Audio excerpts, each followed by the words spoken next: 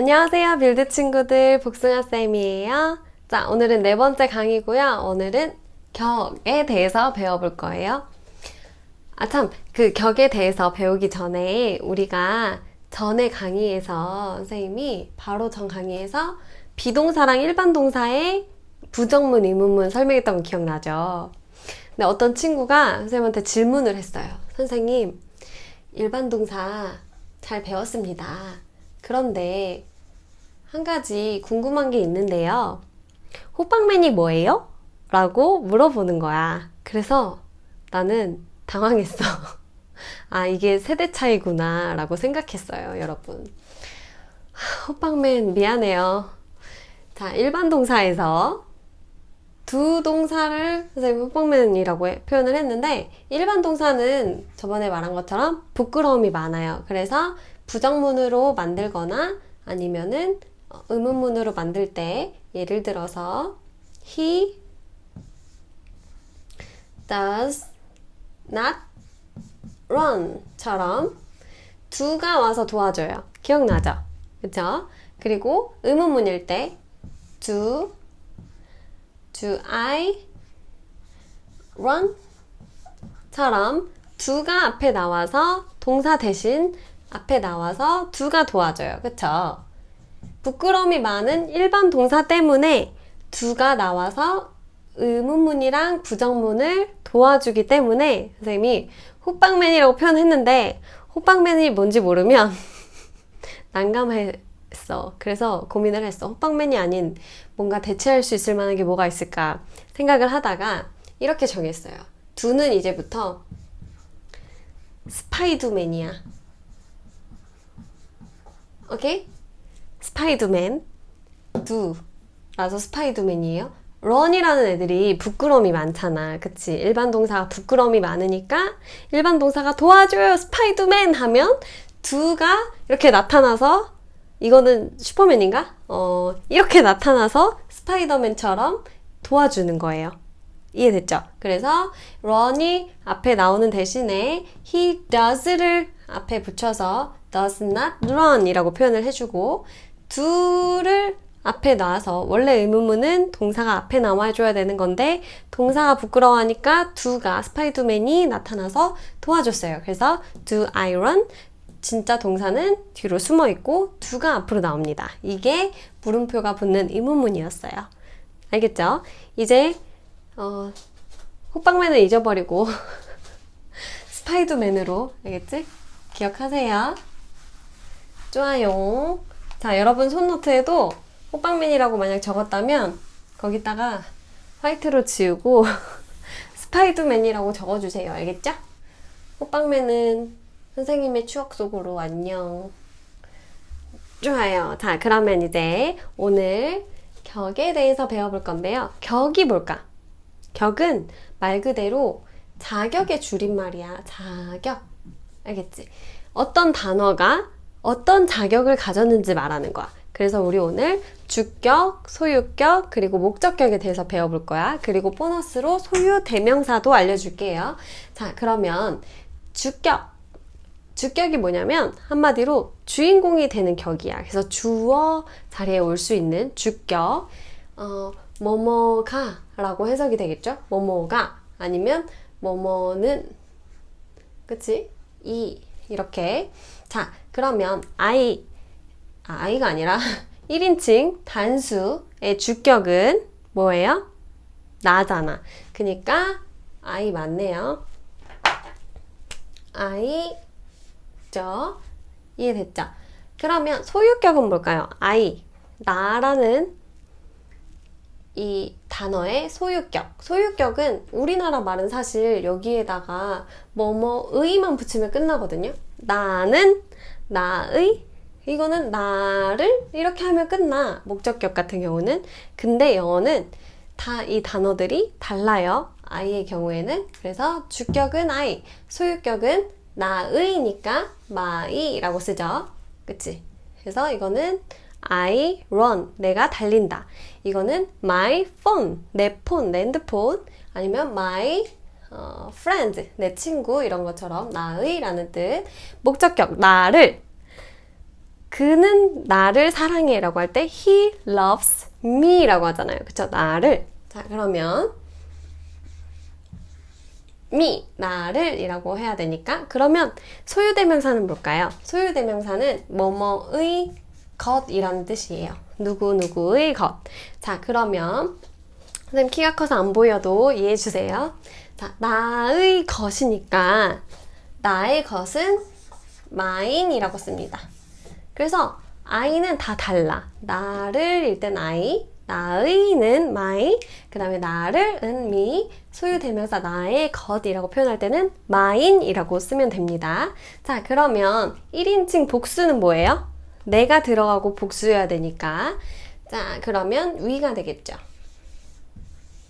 1인칭은 쉽게 생각하면 나 포함이야.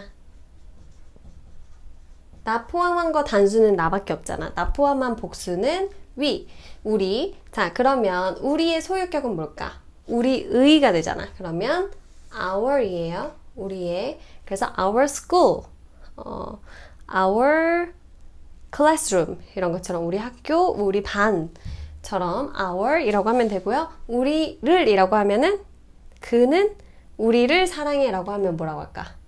He loves us라고 하면 돼요. 우리를. 알겠죠? He loves us.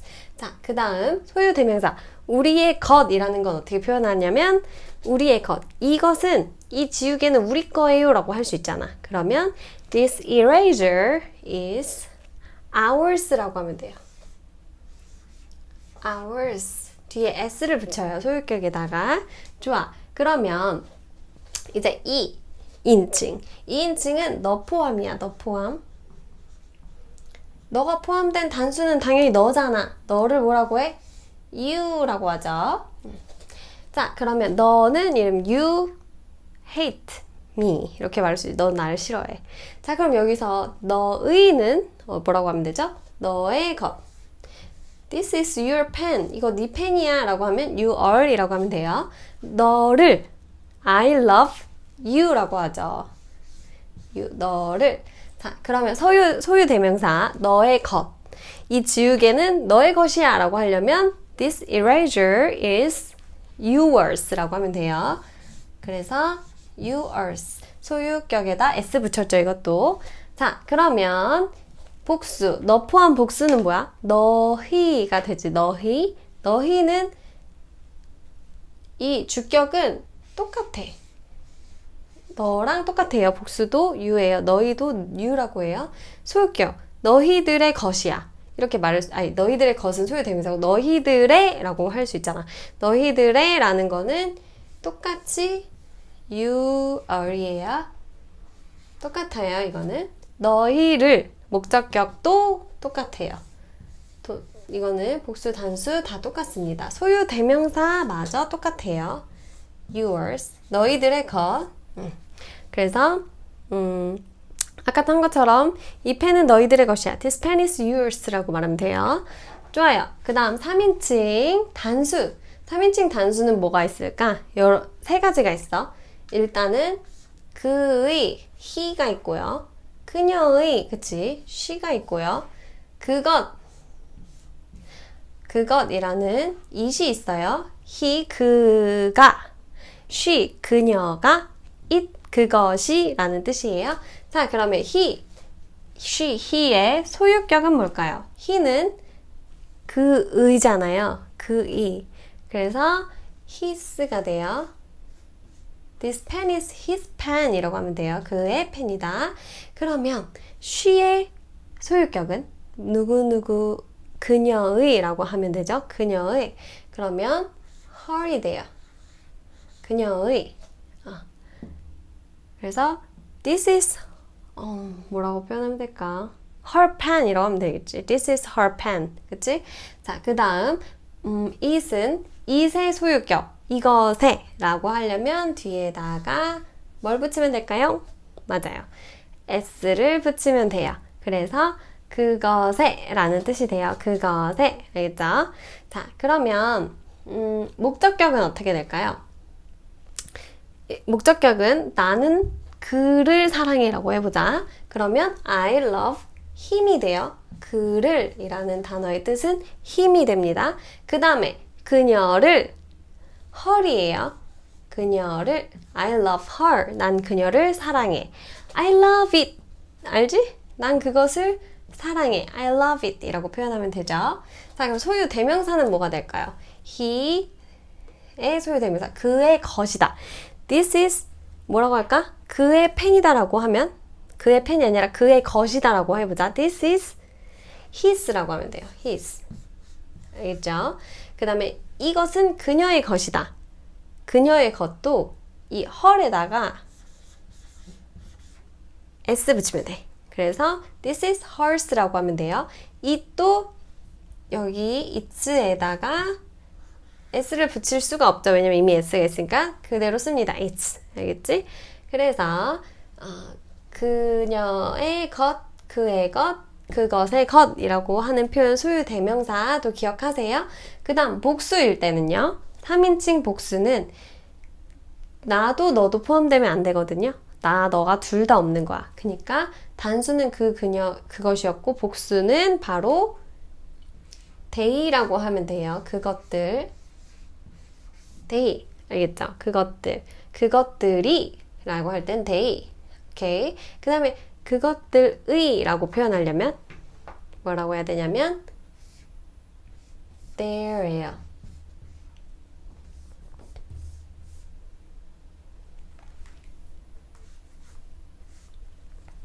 their 이렇게 쓰면 돼요. 그것들의.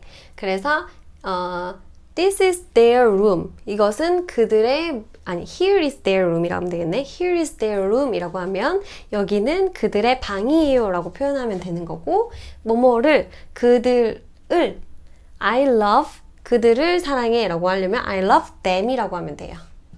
그래서 them. 자, 그럼 그들의 것은 뭐라고 표현할까요? 이것은 그들의 것이야. This is 맞아. their에다 s를 붙이면 돼요. theirs. 그래서 theirs라고 s를 붙여주면 됩니다. 그래서 보통 보면은 소유 대명사에는 소유격에다가 s를 붙여주는 게 많아요. 물론 my라는 예외도 있지만 거의 대부분은 소유격에다가 s를 붙여주면 소유 대명사가 됩니다. 자, 그럼 이 표 정리해두고 헷갈릴 수 있어요. 충분히. 그러니까 한 번씩 정리해보고 원래 아는 거였다면 다시 한번 복습해보는 시간을 가져봅시다.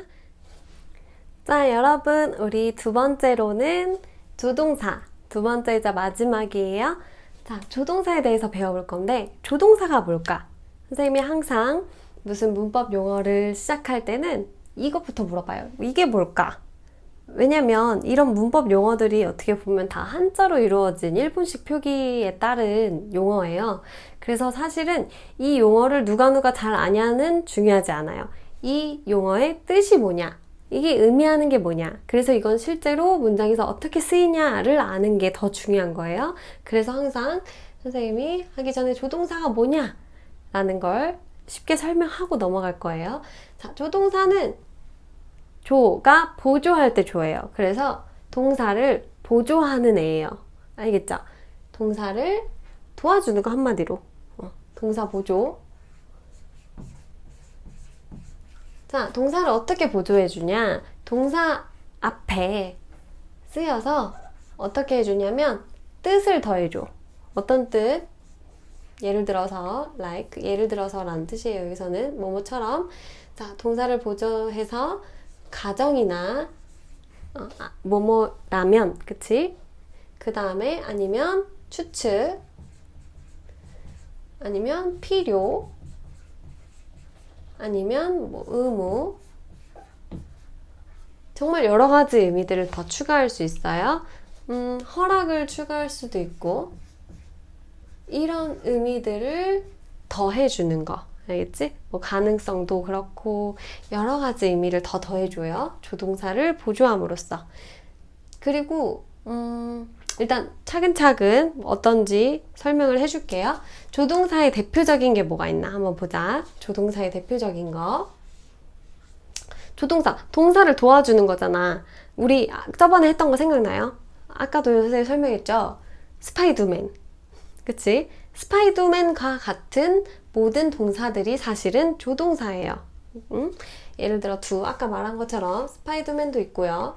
do, 또 동사를 도와줬잖아. 일반 동사를 도와줘서 부정문이랑 의문문을 만들어줬죠. do도 조동사의 하나예요. 그리고 또 정말 많아. 예를 들어서 can, 우리가 정말 잘 알고 있는 할 수 있다라는 의미의 can도 마찬가지로 조동사예요. 그리고 may, should도 조동사예요. should, 그쵸? should 하면 또 떠오르는 게 shall, shall도 조동사고, 또 조동사 have to 할 때 have도 조동사고, 또 조동사 뭐가 있을까요? must, 그 다음에 will도 조동사예요. will도 미래 시제를 도와주는 조동사죠. 그 다음에 have는 to랑 같이 쓸게요. have to로 많이 쓰이니까요. 이런 것들이 있어요. we, do, can, may, should, shall, have, must, will 이런 조동사들이 있고요. 자, 그러면 이 조동사들의 특징에 대해서 오늘 알아볼 거야. 알겠지? 조동사의 특징 딱 5가지 알아볼게요. 알겠죠? 자, 첫 번째 조동사의 특징은 뭐냐면 조동사는 항상 동사 앞에 쓰이는데 조동사 뒤에 나오는 동사는 동사 원형이 옵니다. 이해됐어요? 아까도 선생님 얘기했지만 조동사 does가 앞에 나왔잖아. He does not run 이라고 할 때도 조동사 does가 왔을 때 run은 일반 동사의 동사 원형으로 쓰였어요. runs가 아니라 run으로 쓰였죠. 이것처럼 조동사 앞에는 동사 원형이 와요. 예를 들어서 예문을 한번 봅시다. 나는 할 수 있다. 수영을 이라고 할 수 있잖아. 나는 할 수 있다 수영을 이라는 can이라는 동사, 조동사, 주어 동사인데 얘가 도와줘서 할 수 있다라는 가능의 의무. 응? 여기 가능도 추가시키고 가능의 의무를 의미를 더 추가해줬어요. 나는 할 수 있다 수영을 뒤에 수임은 동사 원형으로 와줘야 돼요. 알겠죠? 그래서 조동사 뒤에는 동사 원형이 옵니다. swimmed 이런 애들이 오면 안 된다는 얘기예요. 자, 조동사의 첫 번째 특징 해봤고요. 두 번째 특징은 조동사를 부정하면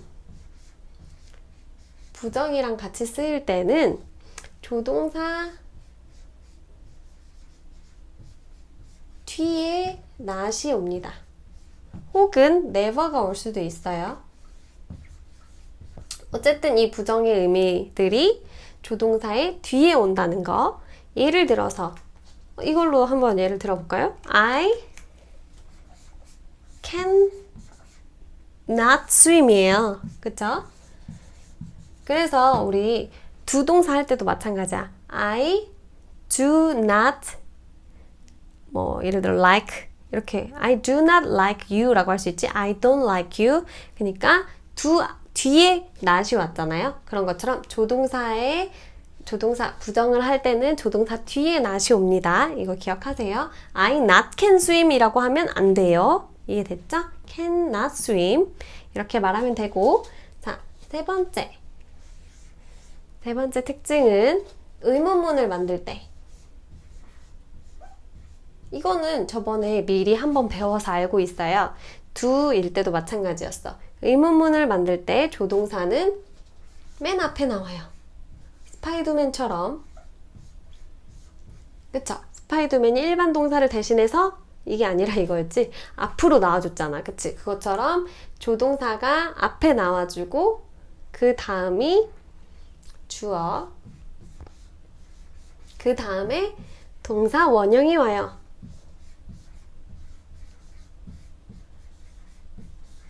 오케이? 조동사가 먼저 나오고 그 다음 주어가 나오고 그 다음 동사 원형. 예를 들어서 너 올 수 있어? 라고 물어보고 싶어. 그러면 조동사 can이 먼저 나와요. 올 수 있어 라는 가능의 의미를 담은 can이 먼저 나오고 can 그 다음에 주어 you 주어 그 다음 동사 원형인 come 이 나오고 물음표 찍어줘야 되는 거야. 물음표까지 찍어주세요. 그래서 can you come 조동사 주어 동사 원형 이런 형태로 와줘야 돼요. 자, 부정일 때 의문일 때 다 했고 그 다음 네 번째는 조동사의 특징 네 번째 바로 조동사는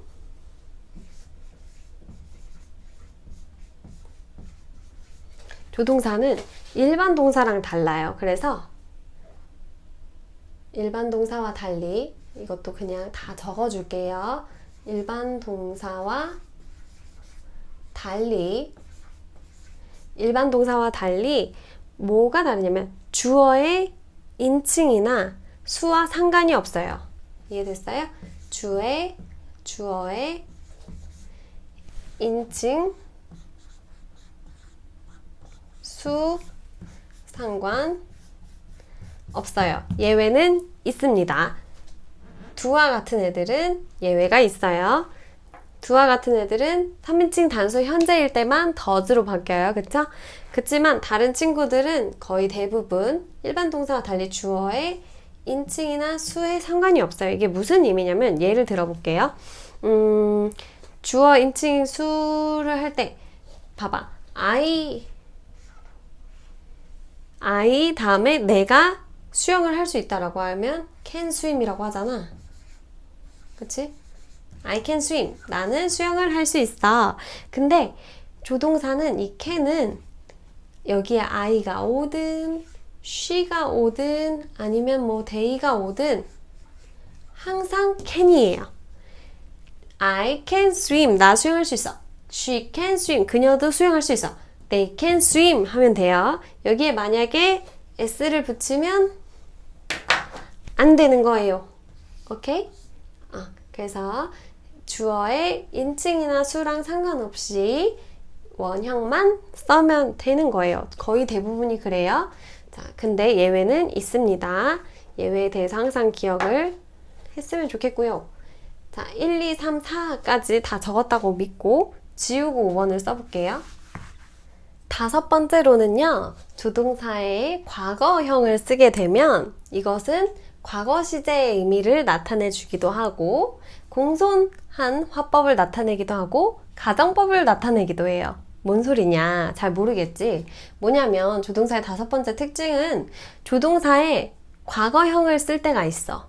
아까 얘기한 것처럼 조동사는 시제랑 수의 일치를 해주지 않아도 된다. 그래서 can 같은 경우 원형으로 써줬어요. 하지만 예외는 있어요. 그래서 과거 시제로 썼을 때 진짜 과거의 의미를 나타낼 때도 있어요. 그리고 공손한 화법. 이건 뭐냐면 예를 들어서 한번 공손한 화법 예를 들어볼게요. 공손. 조동사의 과거를 썼을 때 공손한 화법 중에 제일 대표적인 게 사실 그거예요. would. will의 과거죠. would라는 걸 쓰면은 미래나 과거를 얘기하는 그런 화법이 아니라 공손하게 얘기하는 게 되거든요. 그래서 would I? 라고 얘기할 수 있어. Would I borrow your pen? 아니면 Would I use this room? 이라고 쓸 수 있겠지. 그럼 would가 들어가는 순간 과거의 의미가 아닌 이거는 공손한 의미, 공손한 화법이 되는 거예요. 그래서 새로운 의미가 들어갔죠. 조동사의 과거를 씀으로써 공손한 화법을 더해줬다는 거. 이것도 항상 그렇듯이 의문문에서는 조동사가 제일 앞으로 왔네요. 그쵸? 가정법도 한번 예를 들어봅시다. 가정법은 나중에 또 자세하게 배워볼 건데요. 가정법에서도 조동사의 과거가 굉장히 많이 쓰입니다. 그럼 가정법에서는 과거를 썼을 때 과거의 의미를 더해주냐 하면은 아니에요. 가정법에서 과거를 쓴다는 말, 조동사의 과거를 쓴다는 말은 말 그대로 일어나지 않을 일에 대한 가정을 의미하는 것 뿐이에요. 알겠죠? 예를 들어서 가정법 예문을 한번 들어볼게요. 만약 내가 이거 해보자. 내가 만약 너라면 난 그렇게 안 할 거야 라고 표현을 해보자. 그럼 어떻게 하면 되냐면 if I야 얘들아. If I were you. 자, 만약 내가 너라면 이라는 가정법 표현이에요. If I were you. 내가 너일 수가 없기 때문에 과거형을 쓰는 거예요, 여기서는. 그래서 내가 만약 너라면 나는 would 뭐뭐 할 거야 라는 가정의 의미입니다. I would not do so 라고 하면 되거든요. 내가 만약 너라면 난 그렇게 안 할 거야. 이거 형제 자매들끼리 되게 많이 쓰는 말인 것 같지? 내가 너라면 난 그렇게 안 해. 이런 의미예요. 약간 재수없는 말일 수도 있는데 If I were you, I would not do so. 여기서 would 라는 조동사의 과거는 과거형이어서냐? 아니다. 그렇게 안 할 것이다 라고 하는 뭐뭐 할 것이다 라는 가정법의 의미를 더해줄 뿐이에요.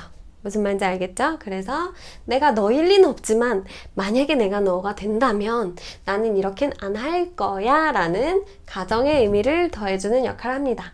그래서 조동사의 과거는 단순 과거 역할뿐만이 아니라 공손한 거 그리고 가정법의 역할까지도 해준다는 거 기억하면 우리가 앞으로 배울 그런 개념들이 더욱더 쉽게 다가올 거예요. 알겠죠?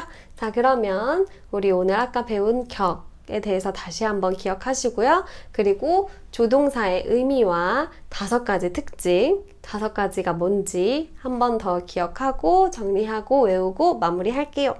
오늘도 수고하셨습니다. 안녕!